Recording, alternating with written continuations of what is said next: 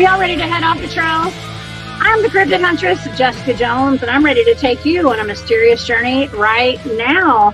We welcome you to Off the Trails right here on the Spaced Out Radio's YouTube channel. If you guys haven't hit subscribe yet, please do. We would love to have you guys. Shout out to BUMBLEFOOT for that awesome intro music. I always appreciate that. Okay, you guys, please follow us on our social media platforms. On Twitter, it's Spaced Out Radio. On Instagram, it's Spaced Out Radio Show. And on TikTok, at Spaced Out Radio. You guys can find me at thecryptidhuntress.com. That's where I have all of my shows posted, from Spaced Out Radio to my channel over there at the Cryptid Huntress on YouTube, where I have live shows every Wednesday afternoon at 1 p.m. and that's Eastern, and Thursday night at 8 p.m. Eastern. So you guys come join me. We are blowing up over there. We're having the best time and having the best guests, and just like we have here at Spaced Out Radio. Okay, but you guys can find me during the week over there. Okay, well, if you guys would like to support what I'm doing, you guys can go become a member of my Patreon. That's the Cryptid Huntress over on Patreon. And also, I do have a Etsy shop that's called War Woman Goods. And I want to give a huge thank you to all my supporters. I love you guys. You keep the show running over here on my side of things. Okay. And also, we have what is called the Space Travelers Club at Spaced Out Radio. And that's over on Patreon. So if you'd like to support Spaced Out Radio, please go over there and become a member of that. Okay. All right. We have some fantastic guests here tonight. I have Jane and Geryl Fountain in the studio tonight. We're going to be talking about mythological creatures of the olden days. It's not the olden days. We're going to be talking about everything from unicorns to dragons, okay, and the blimmies. Okay, I just did a show with blimmies this past week, and dog-headed men and all that stuff. We're going to get into a fantastic discussion tonight. So don't forget that right after this show, when we get done tonight, you guys go over to After Hours. They have a fantastic program for us. Okay, I'm gonna try to be in that chat too tonight. Okay, all right, y'all. Let's get to our guest. Midwest Night Watchers started as a love for the outdoors and stargazing while enjoying a backyard fire pit. Geryl and Jane began filming strange activity and anomalies in the night sky. They created their YouTube channels and Facebook group to share their findings with friends and family, which grew into their podcast, Piercing the Veil. They have so many different shows with Night Owl. Y'all got to go check them out. It's Midwest Night Watchers and Chiro Sounds over on YouTube. Please help me welcome to my show tonight. I have Jane and Geryl. Hi, everyone. Hey, guys. Hi, Jess. Thanks for having us. Oh, my gosh. Of course. Thank you so much for being here. It's been a little while since I've had y'all on Spaced Out Radio, and we have a lot of interesting things to talk about tonight. So, and you guys have been super busy over on your channels. Tell my audience a little bit about your channels and what you guys have been up to lately. Well, we got Steve Stockton coming on this Sunday to tell some ghost stories for Halloween. Then actually on Halloween, we're having a special show with Neoma Finn, and she's going to be telling ghost stories from Illinois and the surrounding area. Oh, very nice. Oh my gosh. It is Halloween weekend. Okay. Yep. So I noticed we have a full moon tonight. Okay. So if any one of us starts to transform into a werewolf, it will be on camera. Okay. I think I'm starting already. Yes. Okay. Well, at least we're live. Okay. So if anybody starts to look crazy, like we're transforming, you guys, we're here. Everything's okay. We are professionals. All right. We're absolutely professionals here.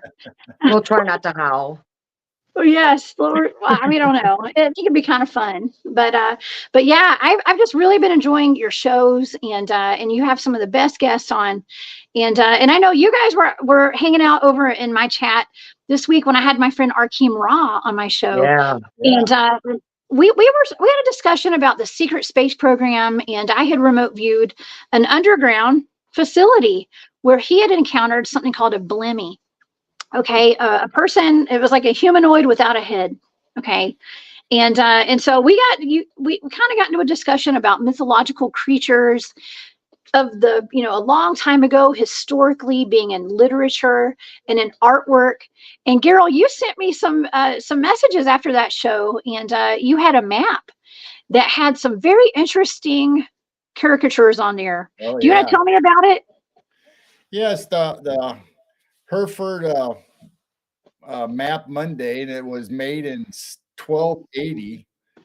So it's a medieval map, and it was created before, actually, if you think about it, before Christopher Columbus in 1492 sailed to America. So that's how old this map is, and it has all these mystical and mythological creatures on it. And at the time, the medieval people actually thought they were real. So that's why they were included in this map, because there were legends and folklore. And you'll have all kinds of, it has biblical stuff on it. It has stuff every day. Those cities that are depicted on this map are actually there. And you can actually find the cities, but then they have all these images of all these mythological people on there also. And it's funny, the last time we talked about a map, about the flat earth map, and then now we're talking about another map this time. Oh my gosh, that show got a lot of attention, by the way. That's a very controversial topic, apparently. Okay, the flat earth theory, and us three, we never even gave an opinion on it. We were just looking at all the options of that as to what, if it could be flat or round, right? And man, I'm still getting comments on that video all the time. Okay, but this map is the same way. It's round too, and it kind of has that flat aspect to it, even though they don't actually consider that a flat Earth map. But that's kind of what it depicts also in this one. Wow, yeah, it does actually. Yeah. I didn't even notice that until just now. So that is super interesting. Now, there were things on this map like the dog-headed men, okay? And that's something that, they say that goes way back in literature and on maps like this. We'll see if I can pull that picture back up. Yeah, artwork, literature, maps. Okay, on maps, and this is like a medieval type map. Okay, and it looks like something off of Game of Thrones, if you ask me, that TV series. Okay, I just feel like with all of the historical references to some of these cryptids, there has to be some truth in these things. What do you guys think? I think if they depicted them on the map, and like I said, the people in medieval times actually believed these were real entities or real beings that they had to deal with. When that's why they put them in each region, was where they actually were during their times when they did their travels. They encountered all these, whether it was werewolves or Bigfoot or Dogman or the Blimmies. The Blimmies, yes, Blimmies. The Blimmies. Yes, I want to show the audience a picture tonight of the Blimmies, or at least a Blimmy. Let's see if I can find. Here's one. Okay, so these are interesting. I'd never heard of them before until Arkeem brought them up on when we were talking about my remote viewing target of this underground cloning facility in Iowa. Okay, he said that he had encountered a human that did not have a head, but it had a face on its chest, and that he had to do some research to look into what that could have been. And this is what he found, it was a Blimmy. Now these date back way a long time ago. The first reference actually was a Greek historian, Herodotus, I think is how you pronounce his name. And he wrote about how they inhabited Ethiopia. Okay. And this was a long time ago. Even to this day, tribes in Africa have costumes where it looks like it's all a whole body with no head on it, but just a face in the chest. And so they say these things were they actually walked the earth. Okay. And according to Arkeem, they may still be here right now. Okay. If you remote viewed it and he brought up Blimmies in an underground base, if you look at the descriptions in literature and the definition of Blimmies, they are actually a very warlike, strategic people. They had a great military, the Blimmies, and I can imagine they would be part of a super soldier program or some kind of development. Wow. Well, okay. And that facility that I remote viewed, well, I didn't know it was a facility when I was remote viewing it at first, but it is a cloning facility. Okay. So what would that tell you? That would potentially mean that they are taking something, cloning it. Okay. Now, I don't know what for, for super soldiers, like you said, Geryl, that would be interesting. I do think that they are cloning cryptids. Why wouldn't they be cloning cryptids? Right. Like giants, okay, giants and dog soldiers and dog-headed men even, to be the best of the super soldiers, I would assume. Yep, exactly. Yeah. Yeah, I don't know. I think that it absolutely could be. So I think I do have some more pictures of the blimmies here. If I pulled them up, I might have started talking too much before the show and forgot to pull up some of these pictures here. So I think I was having too much fun talking. But I do have a lot of these pictures. And let's see. Oh, okay. So here's something that I found pretty interesting. I had someone contact me after the show that I did about the blimmies, and he sent me some pictures of people who have a condition, and it's called a syndrome, right? And some sort of a syndrome. I can't remember the name of it, but it's where you don't really have a neck, okay? Right. And so what he was telling me, it was during this time period when the blimmies were said to be roaming the earth and living here as an ancient race of humanoids. A lot of the skeletons that were found, the remains, were actually people with this syndrome, is what he told me. So it could be. Do you know what I mean? So this is an option as to what the blimmies could have been. Now, I'm not saying all of them were, okay, but that could be what people were seeing actually. So right. Everywhere you read in literature, though, it always says headless, specifically headless, and that their face is in their torso or their chest. So I don't know. I mean, maybe it's a mutation, or who knows? Could be, but in literature, I mean, people, they talk about them being an actual ancient race of humans or humanoids. Yeah. Okay, so I mean, there's always going to be a rational, explanation, I guess, for a lot of people, and maybe potentially that's what people say. That's what the blimmies were. But yes, but that author actually did write. He wrote about not only the blimmies, but also dog-headed men and Bigfoot. Okay, it was actually wild men is what he called them, wild men, which is something that's very historical because you and us three, we all know that Sasquatch walk the earth today. Okay, and in these wild men. So I don't know if Sasquatch made it this far, and they've been around since the beginning of time. What happened to all these other mythological creatures? Right. Now, I know some of them probably got hunted or destroyed as enemies, but I'm assuming that they probably went underground or they hid just like everything else does around, because then they come out eventually, whether it's Sasquatch, Dogman, Mothman, they've all been around for a long time as far as human timeline is concerned. I mean, hairy man, I mean, you look at it on that map, and it specifically translates to hairy man, or that's what they called it in medieval times. Well, in Alaska, they got the wild man, the hairy man, they call it the same terms. That's right. They sure do. And and these things were actually, okay, so the different mythological creatures that I referred to earlier, like the unicorns, the dragons, the Bigfoots, the wild men, the blimmies, they were found pretty commonly in art and literature up to the 17th century. Okay. What happened around the 17th century to take them out of art and literature, though? So that image you hit up before in the lower left-hand corner, there was the monoped, the one-legged man. And it describes that race as being warlike too.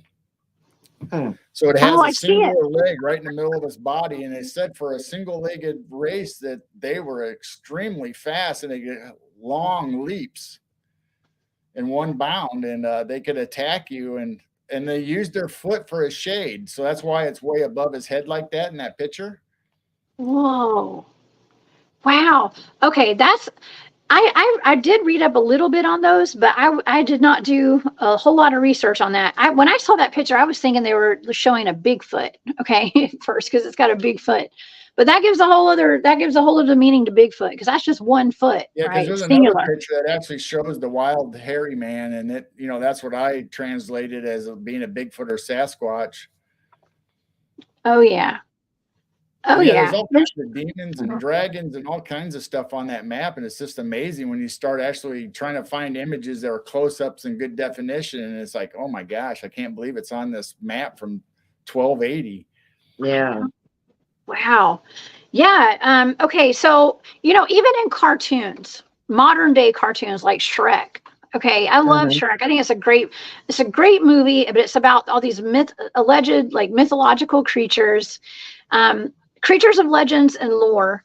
And people were hunting them down. Okay. Hunting them down. They all had to go hide in the swamps and stuff. Someone sent me a video of it was kind of like a reenactment of a king. Okay, this is supposed to be a true story, but it's a king in France, a French king, a long time ago. I don't know if he was working with the Knights Templar, but it was some knights, and they were sent out to go hunt down all these mythological creatures, all the cryptids. Okay, and now in the video they were talking about them being vampires, but it was a host of different cryptids. Now, are you guys familiar with that at all? Oh yeah, I mean we go down so many rabbit holes, and we just love this whole subject all the way around. I mean, we started out because of our love of the backyard and looking up in the sky, but I mean, we've studied all these mythological and all these, whatever is Dogman, Bigfoot, Sasquatch, we do them all. But vampires are very interesting. And there's actually one of the images on that map that that race actually lives off of the blood of humans. And it's actually the plant looking thing that you could reference it to Harry Potter, where they were pulling the plant out of the soil and it screams. Well, that kills the person. That scream is so deafening that it actually does kill the person, and they live off the blood of the remains. Oh my gosh. Wow. It's called the mandrake, if anybody wants to look it up. Oh my gosh. Well, that's terrifying. Well, even today we hear about the red-headed giants. Okay. And we hear about the Lovelock caves and how the red-headed giants were cannibals, and they would war and they would war with the Native Americans. Okay. And they would kidnap and hurt the women and take the children and eat people sometimes. So, and that's, I want to say more modern day. Okay. But I mean, it would have been probably, what was that, like the 1800s or before, I guess, when that was happening, 1800s, early 1900s. But some say that there's still races of giants out in the deserts and around Nevada and in Lovelock. I believe it. Yeah. And I sent you one of the pictures, and one of the races is cannibal. They actually eat people, and they were supposedly bigger, and I don't know if it's necessarily what we'd consider a giant, but they were a huge race. They were bigger, and they're actually ate people, and it shows a picture of them eating a leg and an arm. I don't know if you downloaded that one or not. Wow. I can't find that one. I'm looking for it over here. I don't know if I got that, but yeah, that's pretty serious. And so you got to think, if these cryptids back in those days were so dangerous, of course they need to be hunted down, right? Because they're a danger to humanity, I would think.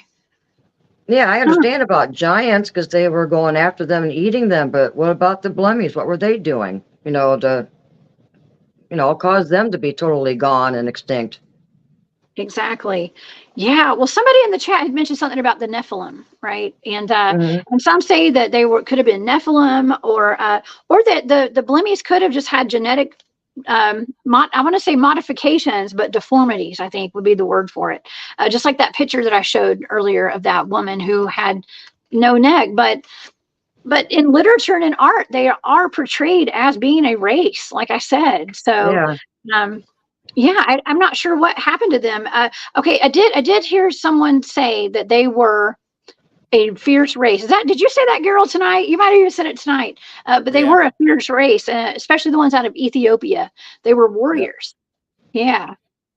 Yeah, they actually had even on the map goat people, where they were half man, half goat, and they could run and jump on their prey, whether it's humans or animals, and to catch them and overdo their enemies. Oh my You God. got to wonder about this. Where this map was made in the medieval times, and obviously they had a lot different belief system or what was going on at their time, but they had wizards and warlocks and witches and stuff. So who's to say, just like we're talking about the science program or the super soldiers, the wizards and warlocks for their king would manifest or do these creatures for them to fight for their territory or their country. That's absolutely right. Kind of deal. That's absolutely right. Yeah. And okay, so, and if you want to talk about Christianity and the Bible, I've got some information on unicorns. Okay. Did you guys know that unicorns are mentioned in the Bible 8 times? I didn't know that. I just found that out today. Okay. I was today years old, or whatever that saying is. Like when I found that today. Because if you go back to the English language, they had obviously what people are trying to say is the rhinoceros. Well, at that time during their English, there was the ano, or the one horn, the mono rhinoceros or monoceros. So it was only one horn. So it was a completely different creature than what we think about. And that's on that map too. Oh yeah. Okay. So let me take this down. I'm going to take the comment down. Okay. One thing at a time here. And I'm going to pull up some pictures of so with these unicorns, these things go back in time. I mean, to the beginning of time when, in art and literature, and I could not believe they were actually listed in the Bible, of course. And some people did think that potentially they were a different animal, but they were just labeled as unicorns. But it became very in style to be painted with a unicorn sitting in your lap, or you sitting on top of a unicorn back in the medieval times. Right. Because back then we didn't have television, we didn't have internet, they had books. Okay. So, and everybody had a Bible. Okay. And so everybody read the Bible back then. Of course, Christians did, at least. Okay. And so a lot of like royalty were reading the Bibles, and they wanted to be painted with unicorns. Okay. Yeah. And Raim, is that I think that's what you said, Geryl, the Raim, that's what's mentioned several times in the Bible. But yeah, the only Bible that has the word unicorn is the authorized King James Version, by the way. Okay. It was common for Renaissance artists to be commissioned to paint portraits of upper class women with pet unicorns. And Leonardo da Vinci drew a sketch of a woman with a unicorn. Okay, one painting by Raphael shows a woman holding a pet unicorn, which was actually painted over because she was originally holding her lap dog. But she was like, no, everybody else has unicorns. I want a unicorn. Okay, give me a unicorn, Raphael. Okay. But yeah, that was that's pretty much about them being in the Bible or whatever. And then on that map that I sent you, the unicorn, they had 2 different ones. They had the rhinoceros and the unicorn. And the unicorn was actually like a dog man figure with a unicorn. It was the one horn off of a dog man, and it was on all 4s, like it was running like a big dog. Oh my gosh, yes. Geryl, I don't think I got those pictures. I think I got some of your pictures, but they must not have all come through, maybe. So I have a bunch of the maps. So I'm looking, if though. anybody wants to look up the map, they just have to type in the map of Monday. The map of Monday. MAPPAMUNDI, and it'll come up, and you'll get all kinds of high definition pictures of it. And since we're talking about a religious aspect in the Bible, Saint Christopher was actually portrayed in a lot of paintings from back in the medieval times with a dog head. It wasn't a human head, it was a dog head. That's right. That's right. He was the dog-headed saint. And so and they say there were races of these dog-headed men as well. Now I can imagine that would be kind of dangerous, considering that we have, people say they're dog men today. I have never seen a dog man, but I do have one on my shirt. Okay. I do love dog men. I love talking about them. I've remote viewed them. I have seen them via remote viewing before. Absolutely. They do attack people. I do believe they work with our government. Okay. I know, and I know that sounds crazy to some people, but I believe they do, actually. But they go way back in the day, with even St. Christopher. Some people say they're even extraterrestrial races, you guys, okay, that came here from another planet. That's what Jody Cook actually told me, that he's heard stories about them coming off spaceships and stuff. Wow. So, But it's just amazing though that you think, okay, we're researching Dogman, Bigfoot, Mothman, and we think, okay, this is a new discovery. Why is this all happening? Well, look back in literature. All these things were back in literature, and they were described and exactly the same characteristics and attributes that we're seeing now. Yeah. that's right. Well, here's a lady. You can't see it very well here, but she's holding a pet unicorn. Okay. Yep. She has a Wow. pet unicorn. Oh, here's that picture. This is from Ethiopia. Okay, these are the hairy blemmies. Okay, I do believe they were kind of more hairy than the normal blemmies and the other paintings that I've seen in the Right. drawings. These look a little more hairy now. And those, they do look as though they are. I mean, potentially they were hunted down. Very similar to the giants. Okay, and we hear about the giants going extinct. I even had a gentleman on my show. I had Dr. Wu come on my show over on my channel a couple of weeks ago, and he's actually held the bones at the Smithsonian. He worked as an anthropologist at the Smithsonian, and he got to hold and handle some of the bones of the giant skeletons wow. here. Wow. And he mentioned that they had these very anomalous holes in the backs of their heads. Okay, holes. Really? And at first, when I talked to him, I insinuated, or he insinuated, they could have been bullet wounds. Okay, but then he talked about on the show that they looked like they had been drilled into their skulls. Okay, Oh, like wow. holes had been drilled in them. Yeah, which just makes you question a lot of this stuff. Like if these giants really, and the giants did roam the earth. Okay, we did have giants. There's pictures and videos of giants. So but then how do we know that the holes weren't done during a super soldier project, that they were from way back? Maybe it's been more recent time that the government has put those holes in the skull trying to manipulate their DNA. That's right. I don't know. I mean, I have pictures of giants and paintings and things. Okay. Giant people. We have, even the Egyptians had paintings of giant humanoids on some of their paintings and artwork and stuff. So we also have pictures of wild men dating way back into the day. That's the dog man, the dog-headed man picture again. Now, there's also another race on that map that, if you want to talk about transforming or skinwalkers, there's a race on there that would actually take the skin of their enemies that they killed and put it over top of themselves, so they'd be a whole different person or a character to go on into their journey. And they'd even do it for their horses. They would put skins on their horses of the humans or enemies.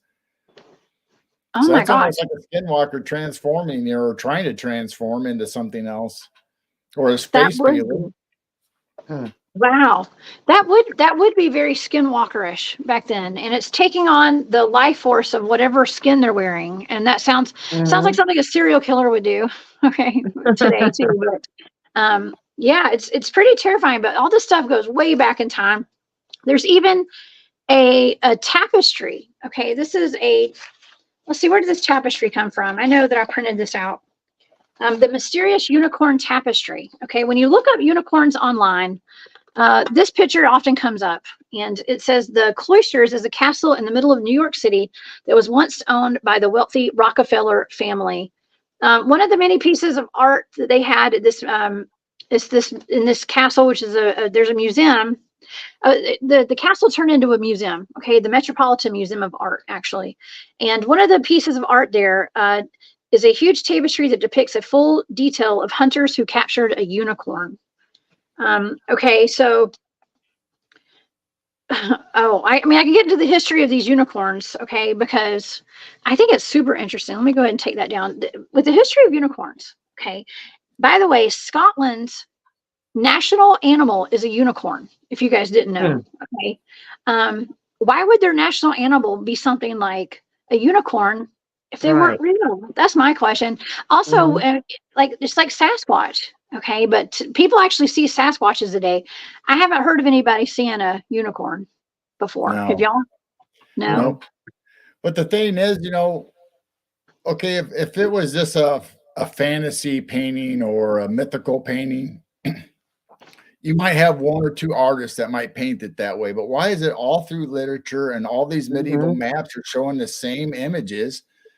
And then now we even have them in our culture, you know, in movies and stuff, and people are actually seeing it real life out in the field.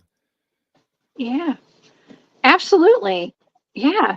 I don't know. Okay, well, part of why the unicorns could have gone extinct, if unicorns were real, which I believe they could have been, is that they held magical powers, and so they were highly sought after. Mm. Um, Elizabeth I, Henry VIII, and Charles IX all owned unicorn horns, or at least they thought they did.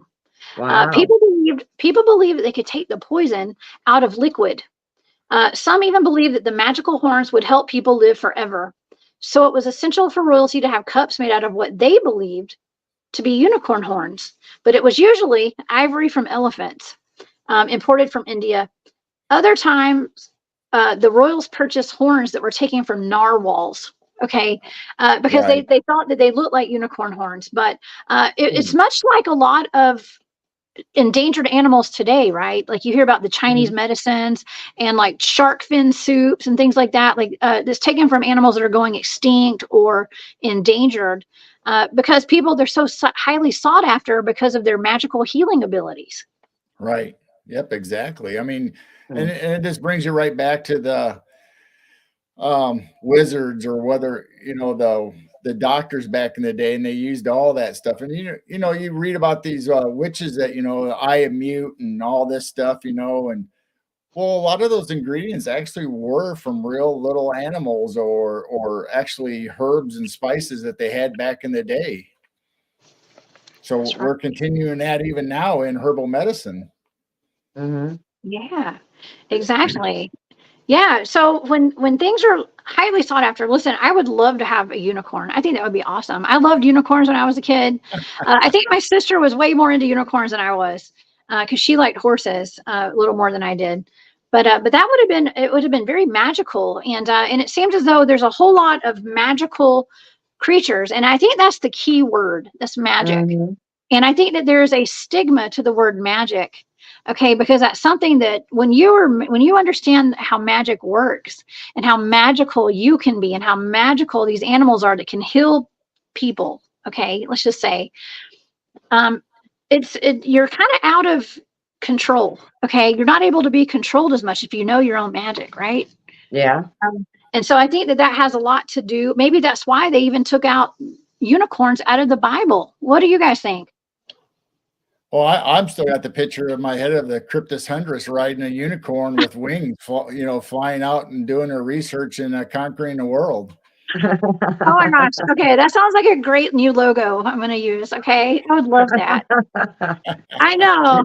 Thank you, Geryl. Yes, that's super magical. Yes, I love No, that. but I mean, it's just like you said, you know, we hunt things to extinct, you know, just like that we did with the buffalo, you know, we're trying to resurrect it, you know, and the mammoth, we hunted it out of extinction, and they're trying to bring it back, and the Tasmanian devil. So I imagine the same thing happened back in the medieval days, that, you know, whether it was a wild creature that tormented them, or it was a race of things that, you know, scared them and tortured them, then they would hunt them down and try to kill them and wipe them out of existence.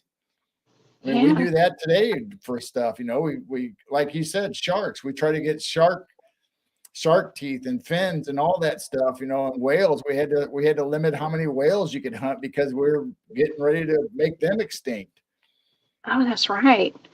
That's right. But it's like with the race of humanoids, though. I mean, all of these creatures we're talking about, except for I guess like the unicorn is four-legged. Okay, but there's a lot of humanoid magical creatures too. Okay, um, that have gone extinct, just like the giants. Okay, now I just remembered we got dragons. Okay, we also have Mhm. dragons. Now, I've seen pictures of land masses that look like sleeping giants or sleeping giant dragons and things. Now, Right. I just love looking at these mountains, hills.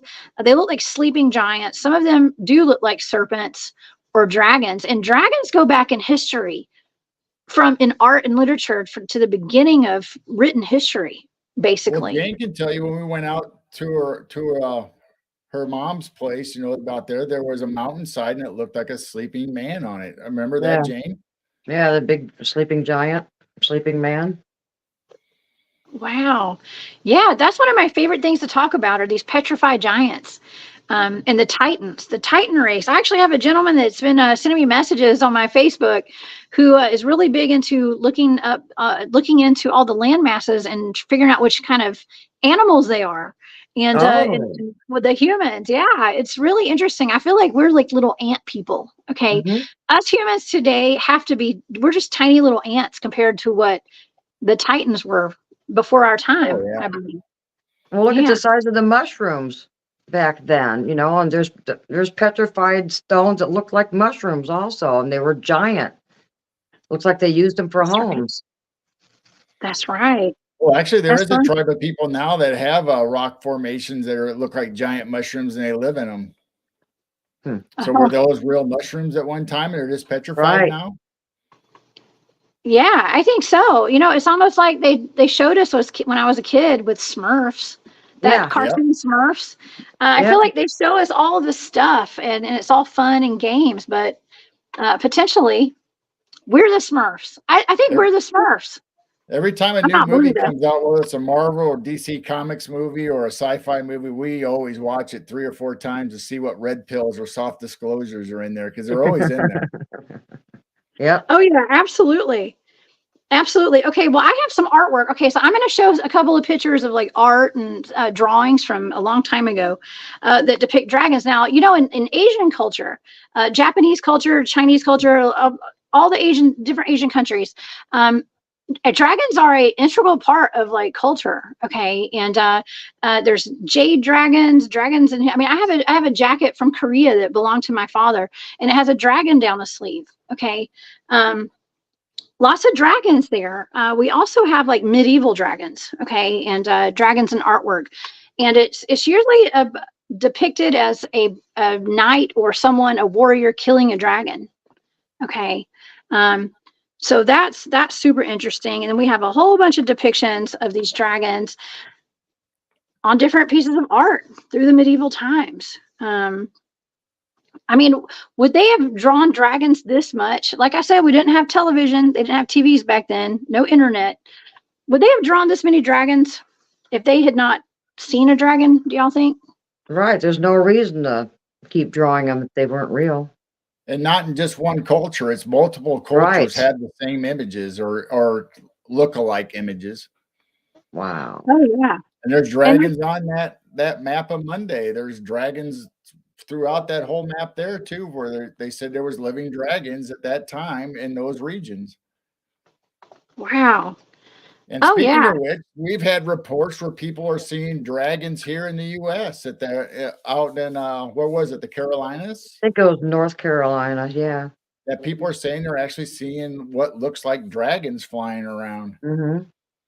Oh God. Okay. Oh whoa. Okay. So we have been getting reports of velociraptors in the Appalachian Mountains. Okay. Wow. Velociraptors. And as if I didn't have enough to worry about when I'm camping. Okay. So we're getting that. And there are pterosaur and pterodactyl sightings all over the United States and North America right now. Yeah. Yeah. So I like the Thunderbirds, because that's in our area. We have Lake Thunderbird here. That's like a getaway resort kind of place up by us. And there's a tribal history of Thunderbirds in this whole Midwest area. Oh my gosh. You guys have a very interesting cryptid up there. When I was in Illinois, okay, I spoke at the Journey to Truth conference last May, and they have something there called the Piazza bird, I believe. And it's actually drawn on the side of a mountain or a hill in the stone. Now, are y'all familiar with that? That was an interesting one. I've heard of it, but I have not seen the sculpture or the drawing or etching. Oh, yeah. It looked like a mix between like a mammal, like a turkey, a dragon, and a lion, and all sorts of stuff. Okay. It was like a big mix of a whole bunch of animals, but locals there say that they believe it was real. Yeah. Well, we talked, I don't know if it was with you or somebody else, but we talked about the 1970s case where a Thunderbird came down and picked up a little boy in front of his mother here in Illinois. And it was all over the national news and in the media that the mom had to actually scream and throw stuff at the Thunderbird to drop her kid. And it was actually had it by the shoulders, both claws, one on each shoulder, and it was actually lifting their child off the ground. Oh my And he's gosh. talking about it now, being a grown up. Oh my goodness. Well, that's absolutely terrifying. Okay. Yeah. Now, and so you mentioned Thunderbirds, and then we're talking about pterodactyls. Do you think that potentially like Thunderbirds could have been a pterodactyl? Potentially? I think so. Yeah.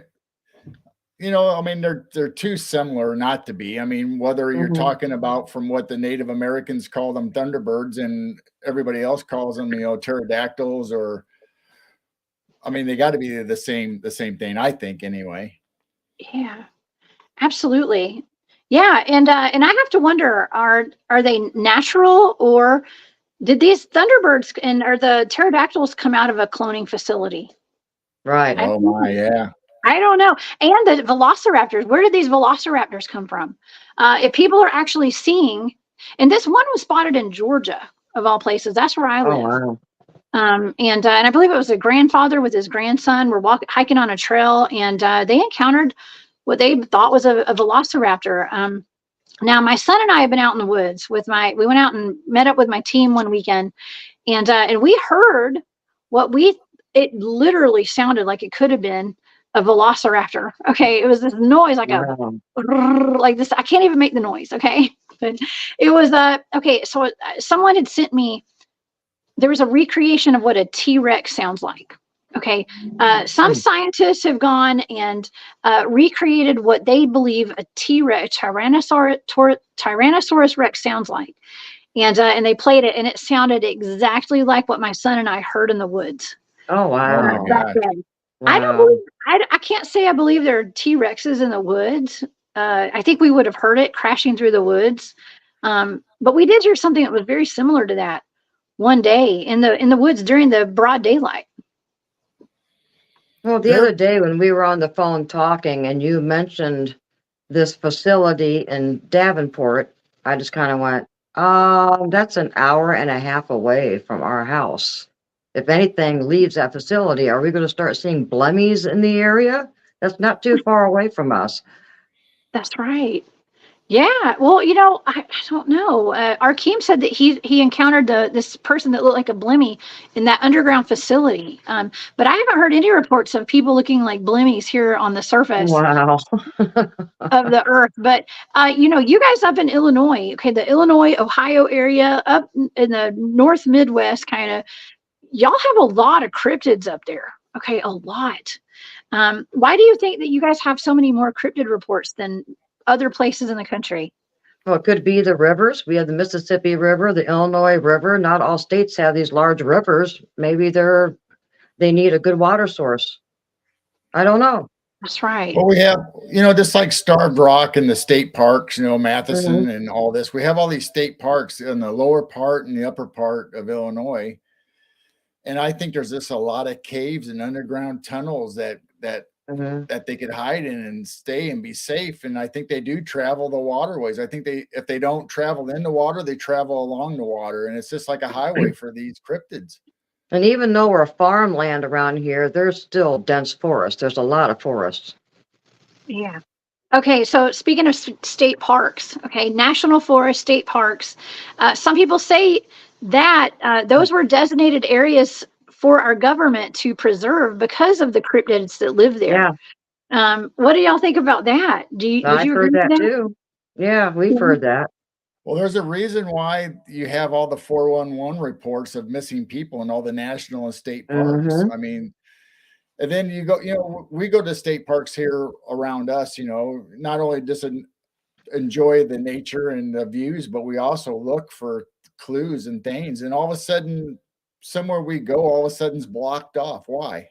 I mean, we live locally, so we'd hear if there was a mudslide or, that's flooded, or they're doing renovation work on the trails, but they don't that's never brought out. So I'm wondering, why are they closing these sections to keep us out of? What's going on? Right. Was there an incident there they don't want to talk about? Is there something showed up that they're trying to protect us from, or maybe they're trying to protect that creature from us from finding out? I don't know. All of it. Yeah, I would say all of it, all of the above. Yeah. I was shown some pictures of a cave entrance, okay, or multiple cave entrances, where they have been sealed up with, it looks like wrought iron, some kind of a gate, where it says that it's trying to keep people from going in, but I have to question, are they keeping something from coming out? Right.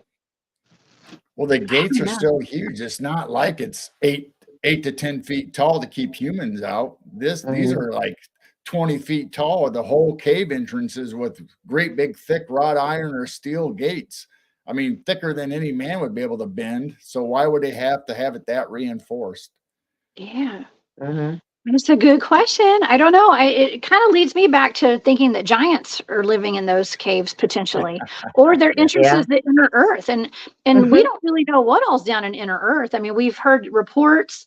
I did a show with my friend Tyler from Journey to Truth podcast, and he gave me a blind remote viewing target of level 27 below Area 51. And it's based on testimony of a retired colonel who claimed to be the liaison between inner earth beings and our military. Okay. And so there's all sorts of, I was picking up on giants and extraterrestrials and all sorts of stuff down there. So we just don't know what all this earth contains on the inner earth side of it. Right. Well, I was just thinking that because one of Tyler's shows a couple of years ago, they were talking about this cave that was well known on, I think it was eastern Kentucky, close to the mountains, that they said it was an entrance to inner earth. Well, then all of a sudden it's all barred off. So now you can't get to it. You can't go in. So it really makes you wonder. Yeah. It definitely makes you wonder. Yeah. And also I think that the entrances to these inner earth areas are very heavily guarded. Okay. Looking into the different areas, like I believe, this is my belief, because I did a remote viewing target of, what was that? The hikers in Russia, the Ural mountain hikers. Oh, yeah. That wandered off path, and they ended up deceased. And some people said the Russian Yeti got them. Okay. I 100% do believe that they were too close to an entrance to inner earth right there. I think that there's an entrance to inner earth in the Ural Mountains, and it was heavily guarded, and I think they trespassed. That's my opinion. Yeah. We did a show with somebody, and we were talking. I brought up the subject of inner earth, and there's a British scientist or explorer that got paid by the King of England to go over into the Russia area to find Shangri-La. And they had spies following them, unbeknownst to these explorers, and they had other country spies following those spies, watching these people, and the spies disappeared for 2 months, and they went behind this mountain in this mountain range, and then the spies couldn't find them no more. Then pretty soon, 6 months or 2 months later, they show up. But they never did figure out where they went. But they had these great stories about being in inner earth. Oh my gosh. I want to go see inner earth. I want I to do see, too. I want to go travel down there and just I'll go go visit. with. That's all. Will you go with Let's me? go, Jess. Let's plan a Yeah, I'll field go trip. with. Let's plan a There you field trip. We'll go find us a natural portal to go walk Yeah. through. And we'll go. I I can know just some imagine spots. all the crystals and gems, in the sides lighting up and glowing, and the Oh, mushrooms and the yeah. flowers and the fauna and all these, whether it's dragons or stuff flying around. I mean, I want a it's just pet dragon. amazing. Oh yeah. Oh, Roger, that's interesting. So Roger's saying Mammoth Cave here in Kentucky could be a good place for any cryptid to hide. I've heard so much about Mammoth Caves in Kentucky, and Kentucky is another area of super high strangeness. Yeah. With a lot of dogman activity, by the way, dog-headed men, I guess you could say. Matter of fact, I'm actually going to be doing a Halloween night special on dogmen. Okay. And I'm going to be talking to a very special guest who is out of Kentucky at the Land Between the Lakes area, who's had some dogman encounters. So we're going to be doing that. I haven't announced it fully yet, but that's going to be Tuesday night, because that area is full of super high strangeness. And I just feel like we have pockets of like super high strangeness all over the United States. Okay. All over the world. Probably tied to ley lines. Mammoth caves has been in literature for a long time too, and there's one really good story or a book published on Mammoth Caves. It wasn't called Mammoth Caves at the time though, but it's talking about that cave system, and you can't get back as far now because they blocked it off. They won't let you down all the way into the Mammoth Caves.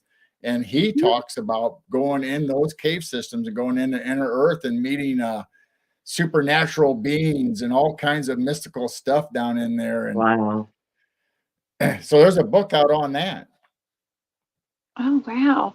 Yeah, I actually investigated a cave several months ago up in Tennessee. And I tell you, that was more eerie than anything I've ever investigated. I was going inside a cave. I don't know. I'm not a fan of caves. I'm not going to lie. Not a big fan. We had more paranormal activity in that cave than I was expecting. Wow. A lot. Yeah. No cryptid activity. I couldn't find it. We couldn't find signs of a lot of cryptids. Even though we were told there were skinwalkers trapped in there.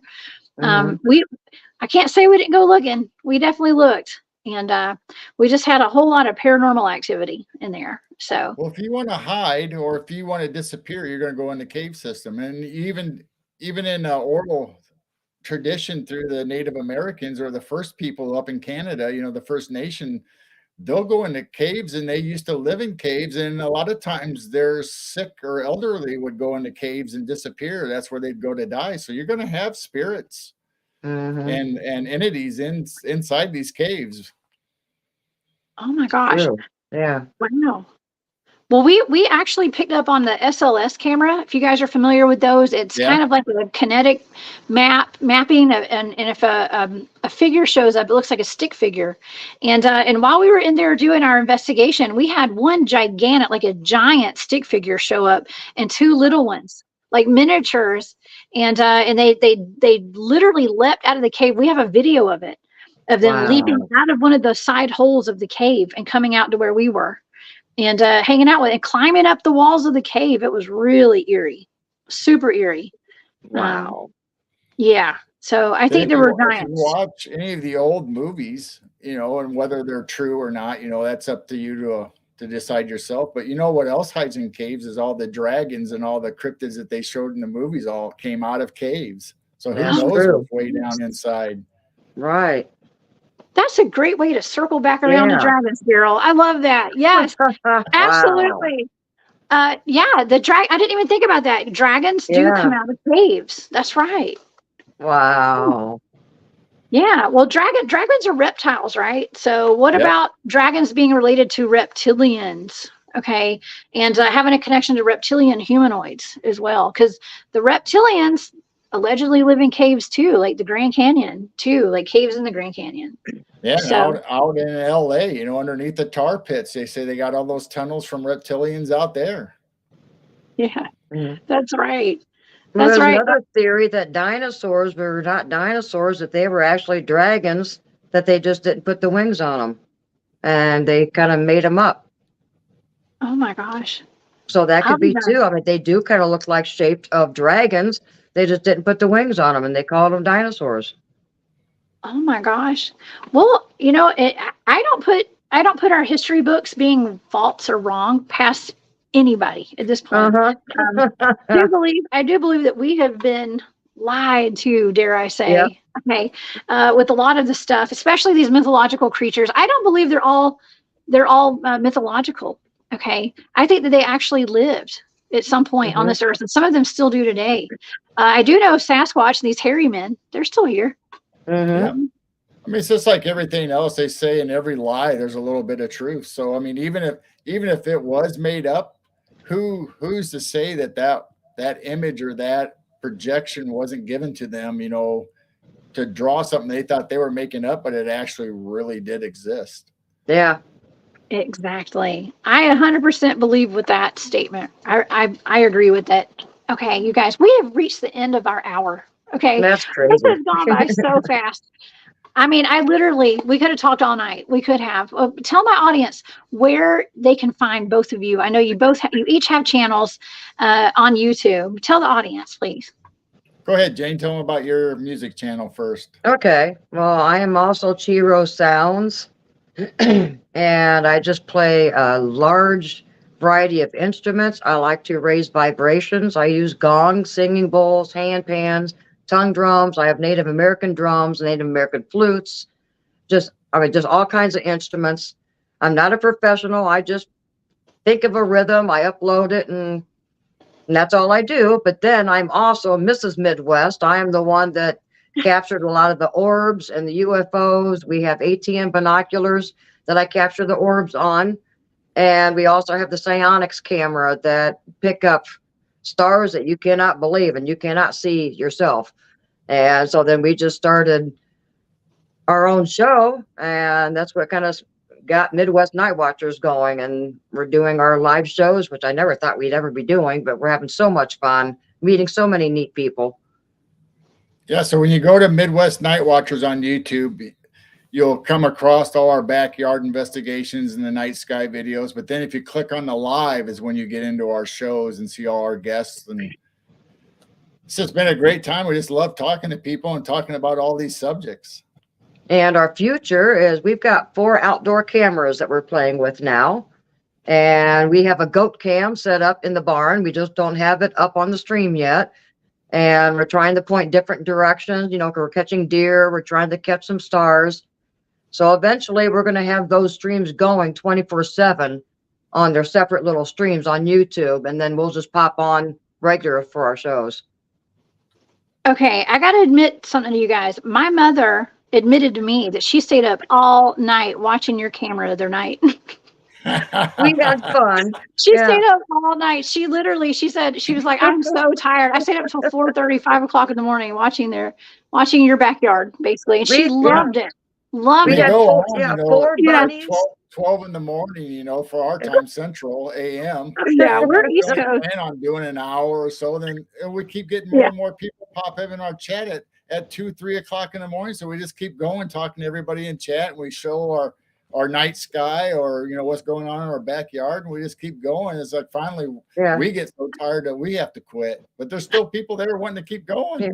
It's deer and bunnies and it's just things like that. So yeah, we'll have a stream going nonstop so people can just watch, or they can watch the goats and the chickens. We've got one pointing to the bird feeder, so in the wintertime they can watch birds.